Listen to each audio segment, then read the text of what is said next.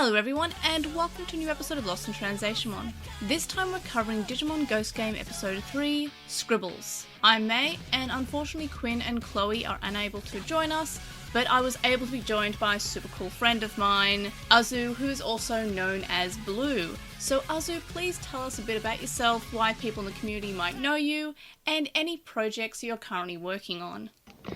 Hello, everyone. I'm Azu, or Blue, as Air just mentioned, and I am one of the main people behind the online project, which is a system used to allow the Digimon virtual pets to communicate over the internet, and it's a really interesting project, and I'm really glad that I actually got to be a part of it. In addition to that, I am working on becoming a VTuber, and my debut will be on October 31st, Halloween.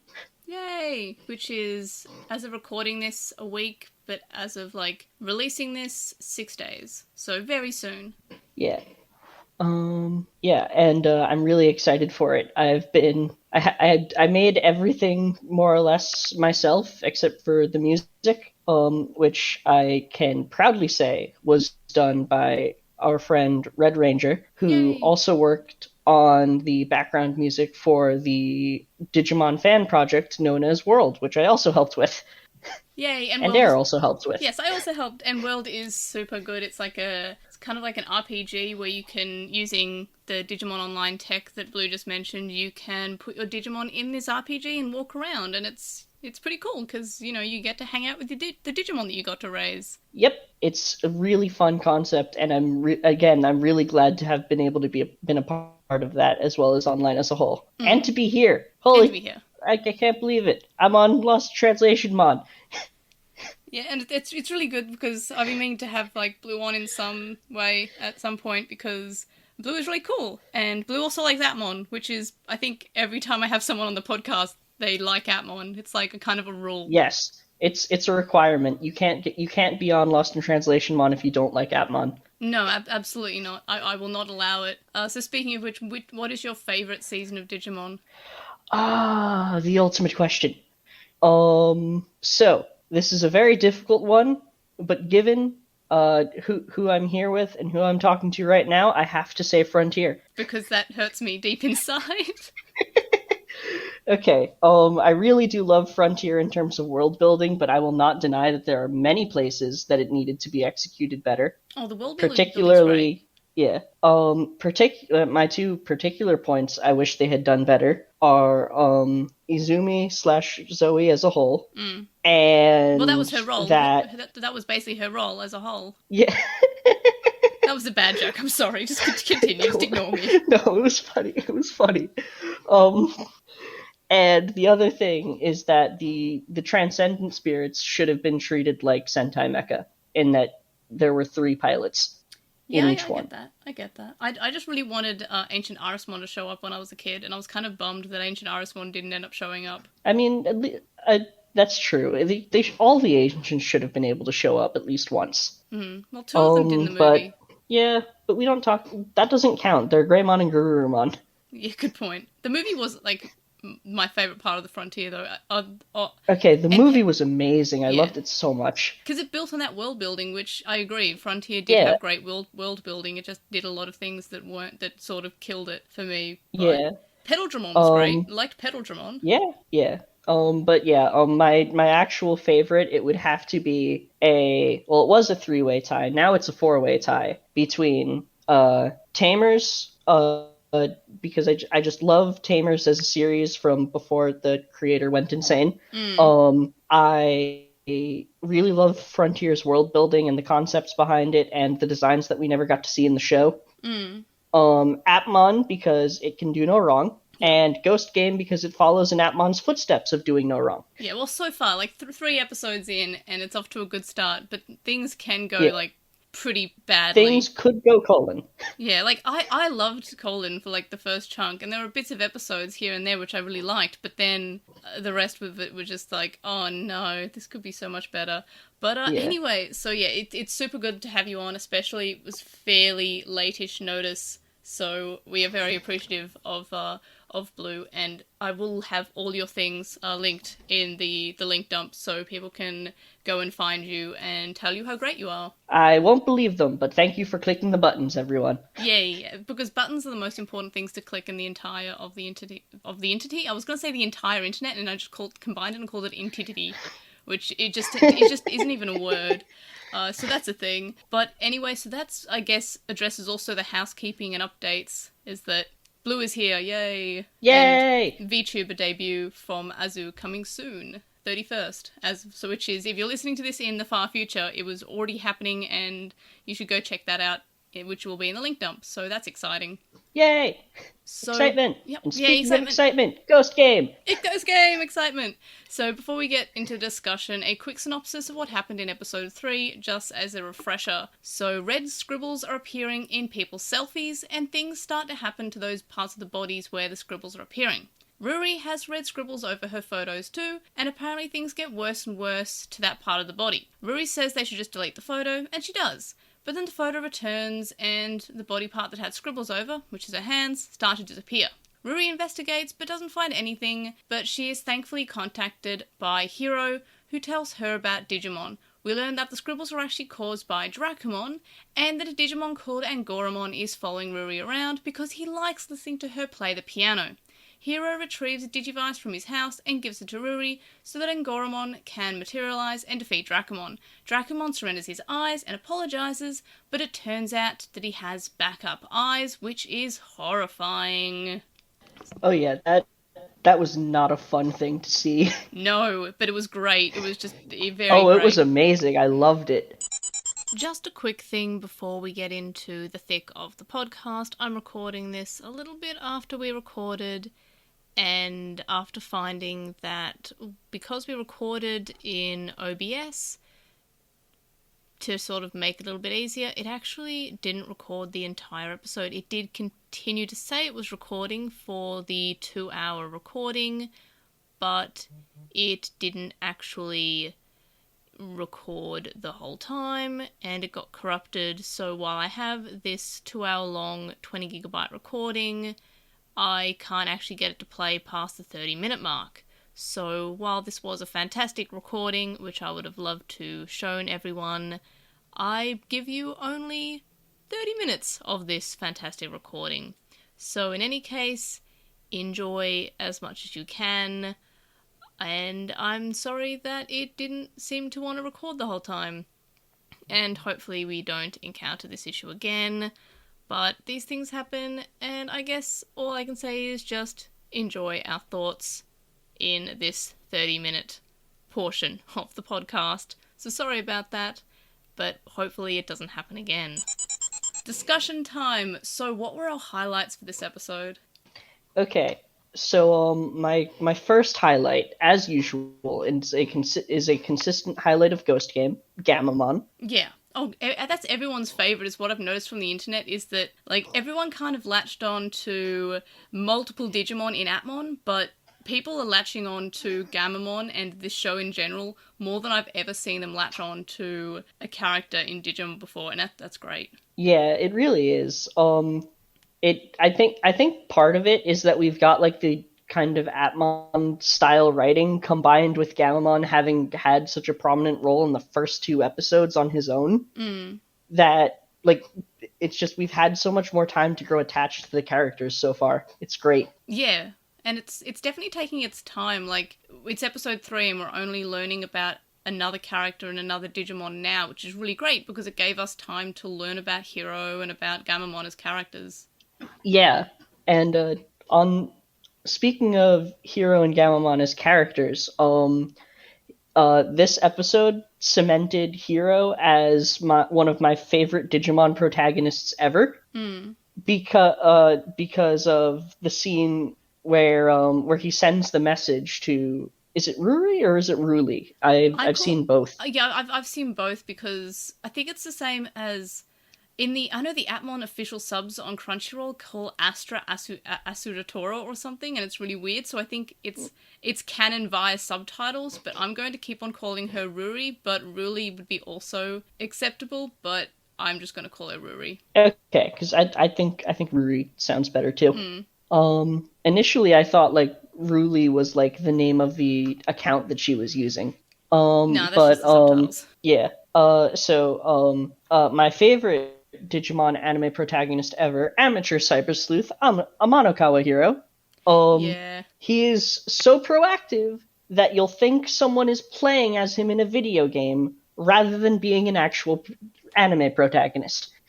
But it also kind of makes sense that he would, because the last part of episode 2 had him see that Angoramon was following Ruri, so he probably would have reached out because he saw that. So it also makes sense that we got to see that. So it's not just like, wow, Hero's on top of things. Like, it kind of like, Hero is smart, but we also know that yes, of course he's on top of things because he saw that she was being followed by a Digimon, which is not something you would see every day. Yeah, that's true, and it's definitely in line for him character-wise from what we've seen so far to have almost immediately messaged her about that. Solely like, but also just like in comparison to previous protagonists, like well, I mean, I feel like Takato is the best example because Guillemon and Gammamon kind of have a similar kind of like needs to be looked after at all times He's kind baby. of vibe to them. They're both Yeah, babies. they're both babies. But Takato would have, I mean, and did to a degree with Ruki. I'm so used to the dubbed names That's and stuff. Either or doesn't really mind. Okay. But like he would like have the dream that he had, mention one time, "Hey, I saw you in that dream," and not in any way try to actively learn more about the person in question until his friends bring her up and he's like, "Oh, hey, yeah, I know her." To be fair, it was like, if you dream about someone, you don't necessarily think that they're a real person if you've never seen them before. That's a good point. Yeah, like, if I dream about someone, I'm just like, hey, I had a dream about someone who just doesn't exist. All right. Then I'd definitely freak out if I saw them in real life, though. I'd be like, what? Yeah. Yeah, but like, just like, I've been feeling kind of like, the way I've described Ghost Game before is like at like a perfect sweet spot between Appmon and Cyber Sleuth in terms of like the way it's both written and the kind of tone that it has, and once again it has delivered on that perfectly. Yeah, I mean, it also ties in the virtual pets pretty well. Like, we already kind of assume there's going to be some split evolution paths going on, which is very virtual pet-esque. And of course, the Vital Bracelet is sort of like a virtual pet. So it's kind of like, it's like they tied in the things that we like about, like, that you and I in particular like about Digimon, because we both like Atmon, we both like the virtual pets, and we both like Cyber Sleuth. And Ghost Game is just those three things combined into... It literally is. Yeah, into this one thing, which is good. I honestly would not even be remotely surprised if, as like a little background gag, when they're investigating something down the line, we just see the occult club from the Cyber Sleuth High School running around in the background. Yeah, I would love that. Like, but I mean, I do get like, I know they're called hologram ghosts in this, that what they call Digimon, and they were just called Digimon in Cyber Sleuth, but it does have the same sort of feel. Like, they're both seen as like these digital entities that do exist. Yeah, I think it feels really similar. I think because the way Cyber Sleuth was written kind of put the digital monster back into Digimon. Like, it acknowledged them as a thing that, like, it acknowledged them to the same degree that this story acknowledges the existence of hologram ghosts in the public eye. So, like, there are rumors about these Digimon programs or whatever back in the Cyber Sleuth writing, and as a result, and because they regarded them with a little bit of fear, a little bit of superstition, it carried some more weight that it hadn't in a long time. Yeah. And calling them hologram ghosts and having people talk about these, like, glitching out hologram tech, it feels similar because it's treating them with the same level of, like, superstitious respect that it had in those games. And again, can I say the line? Can I say the line? You can say whatever you like, as long as it's... I'm here for it. Yeah, you said it! You said it! I thought it was going to go somewhere else. I'm like, as long as it's PG-13, but I'm here for it. It's definitely PG-13, so that's fine. I'm here for I'm here for it. Well, Yeah. I'm also here for it because I really liked this episode and I'm really enjoying Ghost Game. And you're right. Oh my gosh, I loved it.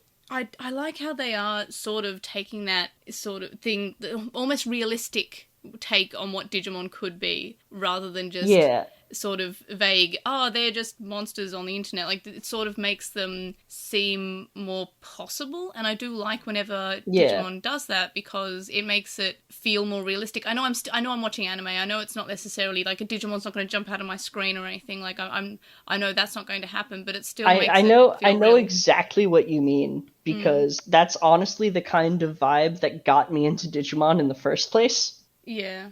Or maybe not the first place. The initial one was just me seeing the stuff that was going on the TV and being like, why would I watch this when I could watch this? Yeah. Which I mean, I have to admit, my 3-year-old brain did actually have much better taste than me now because anytime it saw Frontier, I was like, dang it, I wanted to see Tamers this time around. Meanwhile, when I first saw Tamers had a dinosaur. When I first saw Tamers, I was just like, oh, okay, this is the 02 sequel because the dub had Kari, the same voice actor as Kari, being the teacher, and I was just like, oh my okay, gosh, related. that confused the heck out of me. And Yoli was one of the women working at Hypnos, so it took me like 3 episodes to realize that it was a different universe, even with Davis narrating it. Like, I was like, when's Davis gonna show up? But I mean, like, on top of that, like, to make it even worse, in Frontier, there was a Gallantmon running a bakery. Yeah, that was that's very cute. Like, I like when they do those sort of cute little tie-ins. But I really liked that. But I guess back to this episode, I did a bit of reading because I saw that Dracomon might be in this and I read his reference book entry, which is, I'm not sure if you've read it, but Dracomon is known as a prankster in the digital world and has attempted to graffiti the faces of the 4 holy beasts. Oh my gosh, that is amazing. And I'm just like, oh, Dracomon's my favourite. And actually, I've always had a soft spot for Dracomon since I got my Digimon Accelerator, because my first one was the Evil Genome one, which was the one Dracomon was on. I love the Excel so much. And that was like the first virtual pet that I spent money on I bought it my first year of uni, I think. And so I kind of have like a soft spot for it. And I also have a soft spot for Dracomon because just like, Dracomon's such like a cute but also terrifyingly creepy design. I think it's perfect for Ghost Game. It is perfect for Ghost Game. Especially as a recurring villain, as he appears to be. Yeah, I'm hoping that he's going to do like an Impmon. Like, he starts off as like kind of like a prankster, but then kind of warms up to the main characters. And what if he becomes the Digimon of Hero's friend? Oh my gosh, that would be so cool. I just thought about just then. I'm like, because I kind of like his friend. I mean, he has like a creepy sort of. He did the creepy perving on the nurses, which was weird. But like, yeah, he seems kind of fun. Like, I would like to see that become They're a character. perfect for each other. Yeah, 100%. Creepy eyes, creepy. Great, but I love Dracomon. You've got creepy eyes and creepy eyes. I like that's a good one. And also, Dracomon's voice actor was Pico Devimon from the original adventure. Oh, nice. So it was just perfect. And the animation was great too in this episode, which is like... Oh, yeah. Like, whenever I was watching Colon, I felt like the animation was very inconsistent. Like, it became really, really, really, really good in some episodes, but then other episodes it was just kind of felt a little bit off. And then, looking at Atmon, the animation is fairly consistently good, and this season so far the animation's fairly good, so I'm really happy with the animation. Yeah, the animation was amazing. I really like how the cut-ins of, so like instead of the Digimon calling the attacks, it's the Tamers. And I like how there's always that cut-in that kind of like shows the bond going both ways, as it kind of like lets them know what skills their Digimon has that they can make use of. Oh, absolutely. It also makes them feel like the humans are more than just sort of there. Yeah. Speaking of the humans being more than just sort of there, one of my highlights is the bait and switch that they pulled. Yeah. That yeah, I caught on what was going to happen in that scene, when Hiro shoved the phone into Gammamon's hands and then started talking out loud, like exaggerating precisely how the Digivice worked. Yeah. But I really do like that once again we are being shown Hiro paying very close attention to what goes on with the Digimon and making use of Angoramon's note that Digimon can't touch humans when they're not materialized. Yeah. And my other main highlight is once again Ghost Game nails the atmosphere. Oh, absolutely. Ghost Game's been pretty good at that. Yeah. And like they're so good at making you forget that this is a kids show and most likely none of the stakes are actually there. Yeah. But what if they were? Yeah. Like every episode I go in thinking at the start, yeah, this looks pretty bad, but like it's not like there's actually going to like have like lasting consequence. And then literally as I'm thinking that, I see the turned over car. Yeah. Like, I feel like, I don't know, I feel like Digimon are actually going to cause some damage, and, you know, looking at the preview for next episode, it looks like Pumpkinmon's just going to straight up kill some people. Oh yeah, yeah. The next episode preview. I'm really excited about that one because so I have a bit of a theory in regards to that. Should I save that for later? Because I know Yeah, that was much further down in the script. yeah, save that for the predictions overall. I just wanted to bring up that just there seems to be some actual danger going on, which is nice. Oh yeah, yeah. So yeah, did you have any other highlights? Because that is the end of my list. No, Outside of it just being Ghost Game and amazing. Yeah, I mean, a lot of my highlights are just sort of general things that I enjoy about Ghost Game, like the animation, the characters. I like caring about the characters. That's pretty cool. I'm just really in general enjoying it, and I don't think I really even have any lowlights. Like, I was trying to think of them, and I was just like, but Hiro, okay, how did Hiro get the Rui's number? Oh, never mind, social media. He didn't need to get the number. So I was just trying to grasp at straws to find things that I didn't like. I don't have anything. I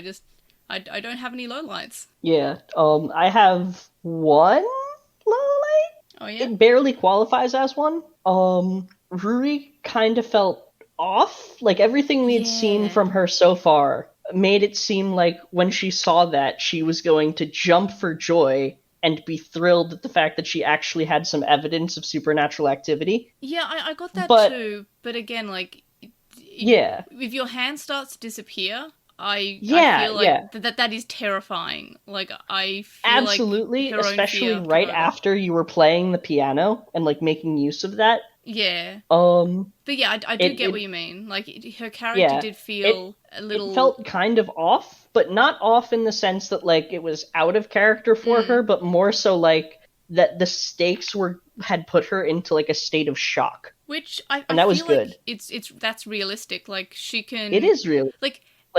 She went from someone who had been dealing with this from essentially twice removed via 2 phone screens and an internet blog to having it directly affect her, which I feel like it works really well to kind of take like the excitement that she had and like the kind of like fun that she was having with the hologram ghosts and like kind of change her outlook, which is a bit faster than I expected, but it also makes me think that with Angoramon's kind of protector kind of attitude, that she's going to be very adamant about tracking them down now to make sure they're not causing any actual damage. Yeah, and I can see that, but yeah, it was kind of. I mean, you know, everybody wants to see a ghost or a monster or something until they actually see a ghost or a monster, and then they don't want to see a ghost and a monster. So I feel like, I do see what you mean. Like, her personality did seem to change a little bit, but again, she was Not scared. in an unrealistic way. No. It just felt like what would happen if you were scared for your life. Yeah, or scared for your hands because you use your phone with your hands, you play piano with hands. So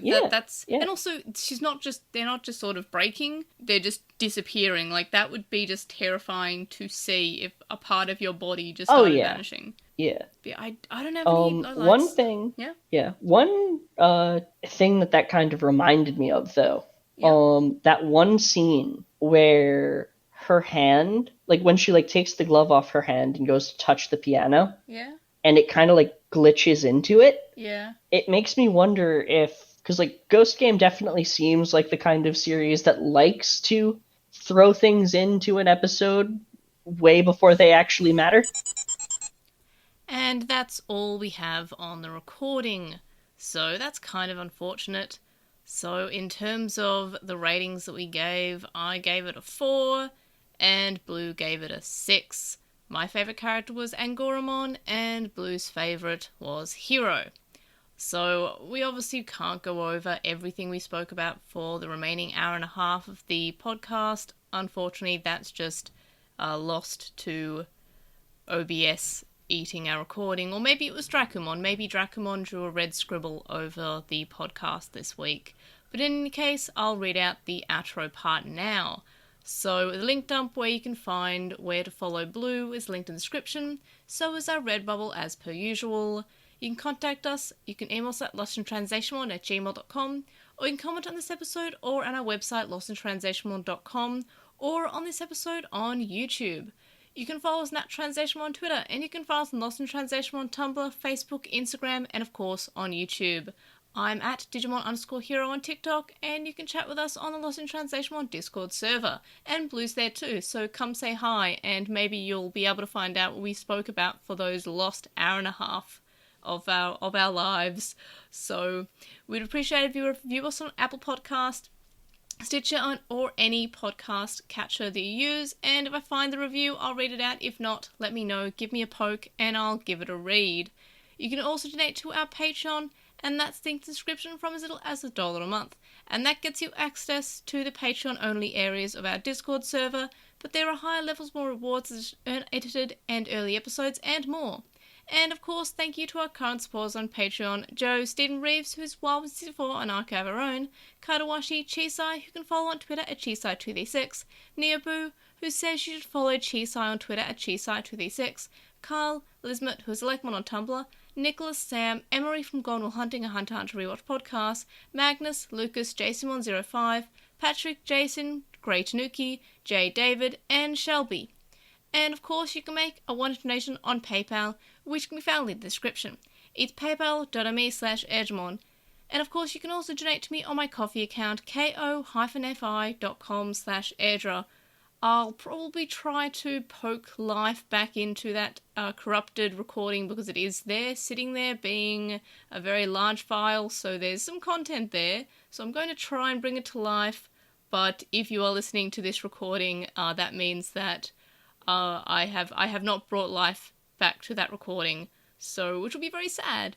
But unfortunately, sometimes things like that happen, and it's a shame when it does, but when it happens, it happens.